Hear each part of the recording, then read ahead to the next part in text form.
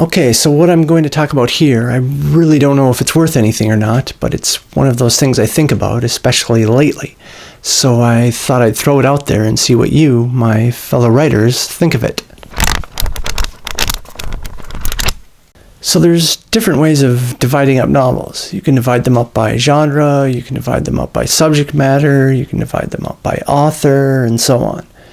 But I was thinking there might be another way that no one ever talks about, and that's by whether they are summarizable or unsummarizable. So, what do I mean by this? Well, let's talk about a summarizable novel first, and I'm going to choose John Steinbeck's novel The Pearl just because it's one of my favorites. You can summarize what happens in The Pearl pretty easily, either for a friend or perhaps for a book report for school if they still do those things in school anymore.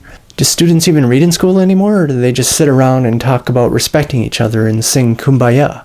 Anyway, if you were to hear a summary of The Pearl, you would have an excellent idea of what you were in for if you picked it up and read it.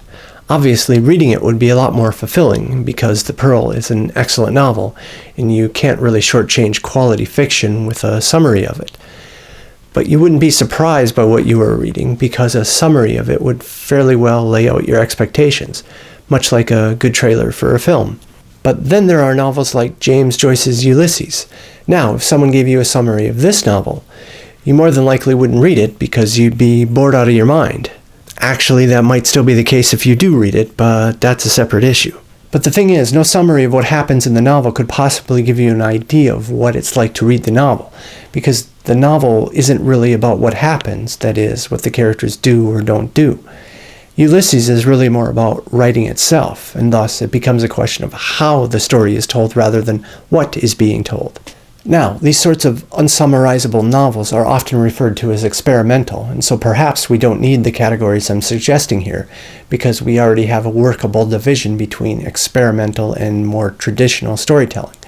But that's only true if the category experimental overlaps perfectly with what I'm calling unsummarizable. And I'm not so sure that's the case. Take, for example, Robert Pirsig's novels Zen and the Art of Motorcycle Maintenance and Lila. There's nothing particularly experimental about these novels, at least when it comes to their form. But a summary of what happens in them wouldn't really give you an idea of what's really going on in the novels, because the key to Pirsig isn't so much the stories he tells, but the philosophy that undergirds them. In fact, you could almost strip the philosophy out of the novels and just talk about that. And that's hard to do with a traditional novel, where the form is the philosophy.